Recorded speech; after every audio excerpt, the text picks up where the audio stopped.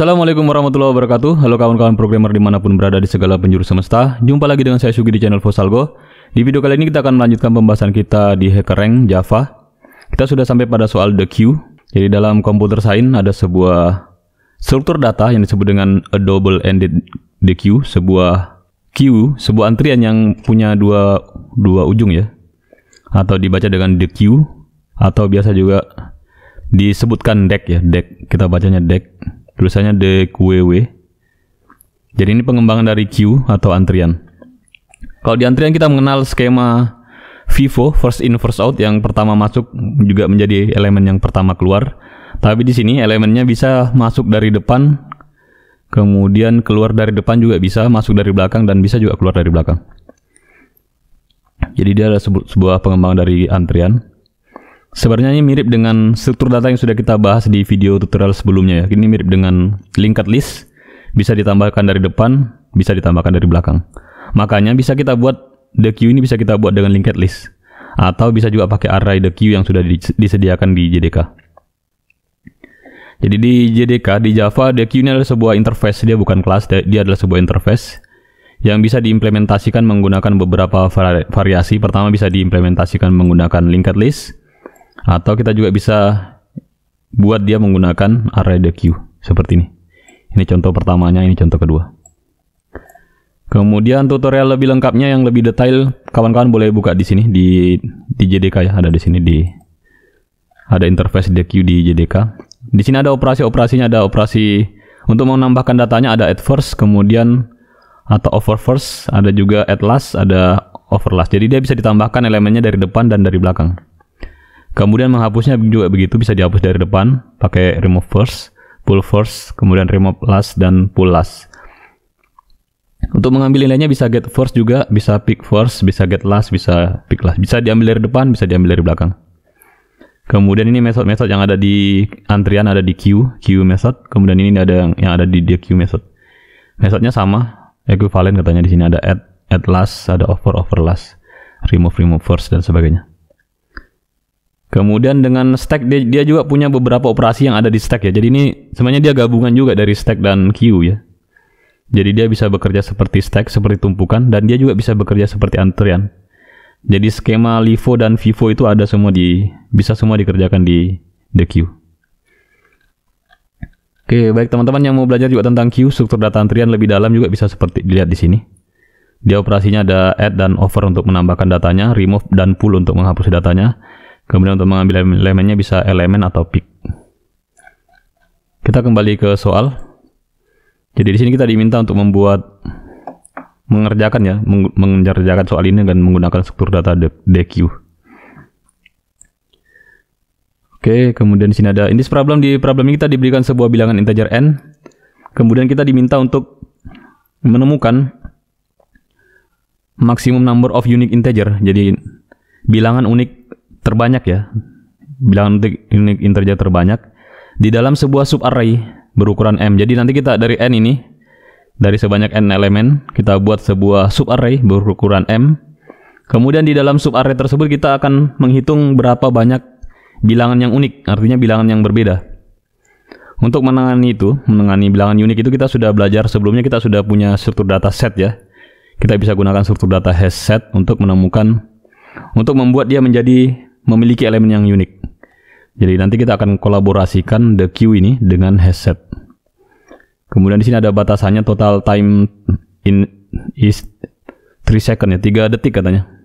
Ini adalah total time untuk mengeksekusi programnya. Jadi di program itu biasanya ada, kalau program yang pakai test case seperti ini biasanya ada penghitungan waktunya. Kalau dia lewat dari 3 second maka disebut sebagai time limit exceeded ya. Baik, kita lihat format inputnya. Di baris pertama akan berisi 2 bilangan bulat, n dan m, yang merepresentasikan banyaknya bilangan integer, size dari array-nya dan size dari subarray-nya. N adalah size dari array-nya dan m adalah size dari subarray-nya. Kemudian n baris berikutnya yang dipisahkan oleh spasi adalah berisi angka bilangan integer yang masuk ke dalam array ini, atau yang bilangan yang akan kita masukkan ke dalam the queue. Jadi ada sebanyak n elemen yang akan dipecah atau akan dijadikan subarray berukuran m. Kemudian di setiap subarray itu kita mencari bilangan yang unik. Kemudian format outputnya adalah print the maximum number of unique integer among the all possible continuous subarray of size m. Jadi kita diminta untuk menampilkan nilai bilangan unik terbesar di dalam setiap subarray. Jadi kalau arraynya m misalnya berukuran 3, maka sebenarnya kita sudah tahu yang terbesar itu 3. Tapi kita harus memastikan bahwa benarkah ada yang sebesar 3 ya, karena maksimumnya 3, tidak akan ada yang lebih dari 3. Tapi bisa jadi di sini bukan 3 ya, karena kalau dibuat semuanya 1 misalnya kan, berarti dalam sebuah subarray berukuran 3 hanya ada 2 bilangan yang sama atau hanya ada 1 yang sama. Seperti itu. Maka kita tetap harus memeriksa satu persatu elemennya.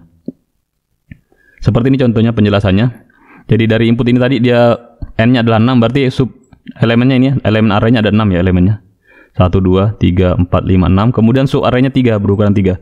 Maka nanti dari sini kita buat subarray yang berukuran 3 ya. Ini berukuran 3, kemudian 353. Dari 353 ini hanya ada 2 angka unik, yaitu 5 dan 3. Kemudian 352 hanya ada 3 angka unik ya, 3, 5 dan 2. Kemudian kita buat subarray lagi 5, 2, 3. Dari array ini ada 3 angka yang unik. Kemudian 2, 3 dan 2 subarray ini yang terakhir hanya ada 2 angka yang unik, 2 angka yang berbeda ya, angka 2 dan angka 3. Karena angka yang terakhir kan 2 juga sama dengan angka pertama. Penjelasan lebih detailnya ada di sini juga. Elemen subarray S4 ini, subarray 4, 2, 3, 2 memiliki 2 angka unik. Baik, saya kira untuk soalnya sudah bisa dipahami. Berikutnya tentang bagaimana kita menyelesaikannya. Di sini kita sudah diberikan sebuah kode. Sudah ada kode di sini yang sisa kita lengkap ya. Sudah ada scannernya untuk membaca input, kemudian ada juga the queue-nya sudah ada. Kemudian pembacaan integer m dan m-nya sudah ada. Kemudian di sini sudah ada looping untuk membaca elemen-elemen dari array-nya. Ya, di sini kita bisa menambahkan. Sebelumnya kita harus membuat dulu di sini. Di sini kita bisa membuat sebuah queue pakai the queue di sini. The queue-nya kita pakai. Oh, sudah ada ya. Ini sudah ada the queue-nya sudah ada. Boleh kita pindahkan ke bawah saja ini. Di sini. Kemudian kita juga membutuhkan sebuah hash set untuk membuat sebuah himpunan yang berisi elemen yang unik ya. Hash set. Tipenya integer juga. Sama dengan tipe the queue-nya. Oke, di sini tidak ada integernya. Bolehlah kita buat di sini. Kita buat juga dia sama integer. Kemudian kita beri nama himpunan. Jadi himpunan itu kalau di teorinya elemen-elemennya harus unik ya. Kemudian new hash set titik koma. Jadi kita sudah buat hash setnya. Kawan-kawan bisa pelajari tentang hash set ini di video hacker yang sebelumnya ya. Kita sudah membahas tentang hash set. Kemudian kita buat sebuah nilai. Ini sebuah integer max value. Max ya. Max. Saya buat sebuah nilai max. Yang biasanya ini saya beri nilai awal. Nilai awalnya dari min value. Atau bisa juga min 1 ya. Atau 0 bisa juga 0 ya. Atau min 1. Saya bisa buat di sini min 1 saja. Min 1. Atau kalau lebih formal kayak stylenya programmer Java biasanya buatnya kayak gini. Integer titik min value. Ini adalah bilangan paling kecil di tipe data integer yang ada di Java ya. Karena kalau bilangan integer terkecil di matematika itu tidak bisa ditahu. Dia setiap kita menyebutkan bilangan integer terkecil, masih ada bilangan terkecil lagi di bawahnya. Jadi ini bilangan integer terkecil yang ada di Java, yang ada di JDK. Oke, baik, di sini kita buat for, kemudian kita buat mekanisme untuk menambahkan num ini ke dalam the queue. Ini ada the queue-nya. Dari the queue ini kita tambahkan elemennya, kita gunakan add saja. Titik add. Kita tambahkan num di situ. Num. Oke, titik koma. Kemudian kita buat juga ini di himpunannya kita masukkan juga num juga. Num juga ini kita masukkan ke dalam himpunan. Himpunan titik add. Kemudian nanti kita evaluasi ya. Jadi num ini di setiap DQ-nya ini harus panjangnya maksimal 3. Num. Oke, kita akan membuat sub himpunan, sub array yang berukuran 3. Himpunan, oke. Kemudian di sini kita buat penyeleksian jika size dari the queue-nya ini sudah sama dengan M. Jika size dari the queue-nya, dq titik size, jika size-nya sudah M, maksudnya kita size sub array-nya sudah tercapai ya. Size-nya sama dengan M karena sub array-nya tadi panjangnya adalah M. M yang ini ya. Maka kalau dia panjangnya M, maka kita periksa. Kita periksa apakah size dari the queue-nya ini. Jadi apapun yang ditambah di the queue ditambahkan juga ke dalam himpunan ya. Tapi ingat, tidak semua diterima oleh himpunan ini. Dia hanya menerima elemen-elemen unik. Jadi kalau kita masukkan 3 angka, belum tentu 3 angka yang diterima di dalam sini dimasukkan. Kalau dia tidak unik, dia tidak terima. Maka di sini kita bisa mengetahui berapa elemen uniknya dari sini. Himpunan.size. Maka jika sub array-nya, ukuran sub array-nya sudah tercapai, kita periksa size dari the queue-nya. Maka himpunan.size, kita periksa dia apakah dia lebih besar dari max yang kita buat tadi sini ya. Mula-mula sebagai nilai min, apakah dia lebih besar daripada max? Kalau dia lebih besar, jika dia lebih besar daripada max, maka nilai max-nya kita update. Max sama dengan himpunan.size. Semudah itu ya, sesederhana itu.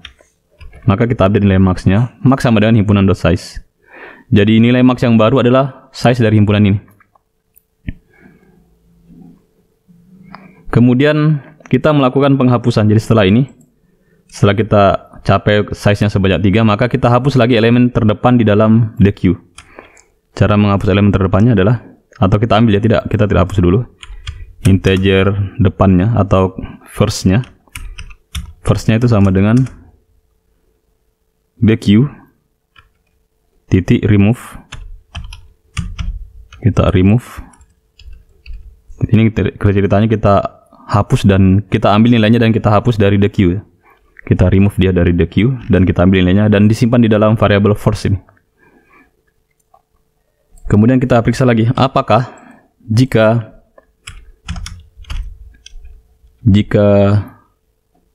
the queue tidak mengandung first lagi. Ini kan sudah kita hapus ya. Kita sudah hapus first, cuman kita kan tidak yakin, siapa tahu ada teman-temannya nih ya. Ada nilai yang sama dengan first juga di dalam the queue ini. Maka sini kita pastikan jika the queue tidak mengandung jika the queue tidak mengandung lagi, tidak contain, ini ada tanda serunya ya. Artinya saya buat dia ada kata negasinya, tidak ya. Ada serunya di sini. Jika the queue tidak mengandung first lagi, tidak contains first lagi.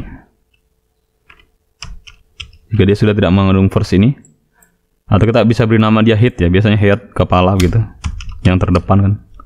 Jika dia sudah tidak mengandung head lagi,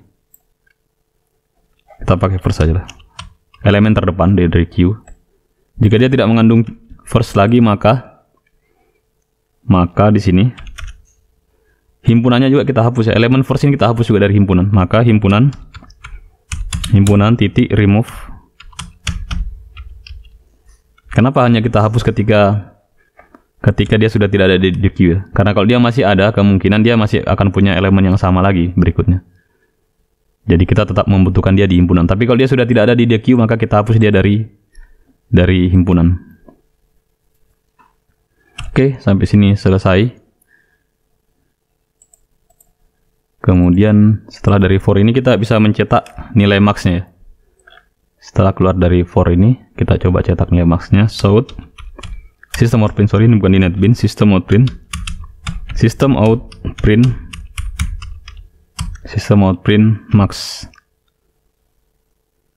max. Jangan lupa titik koma. Oke, first contain first. Oke, baik.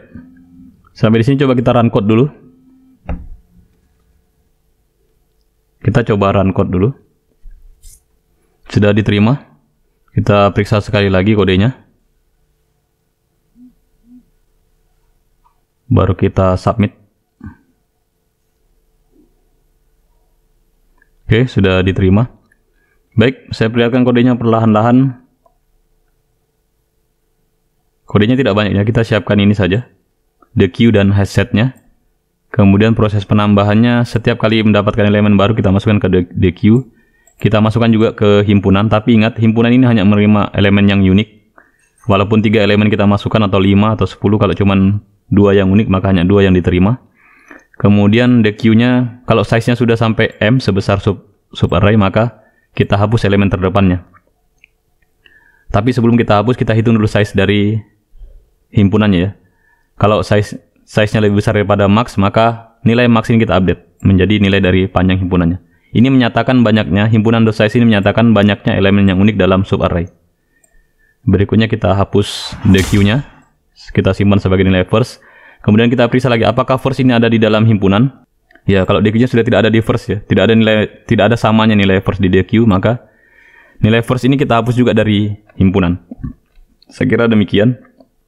Cukup sederhana. Kalau kawan-kawan punya pertanyaan dan saran atau mungkin punya ide yang lebih baik, lebih singkat, boleh di-share di kolom komentar. Jangan lupa like, share, and subscribe jika video tutorial ini bermanfaat. Insya Allah kita akan jumpa lagi di video tutorial berikutnya. Mohon maaf atas segala kekurangan. Terima kasih. Wassalamualaikum warahmatullahi wabarakatuh.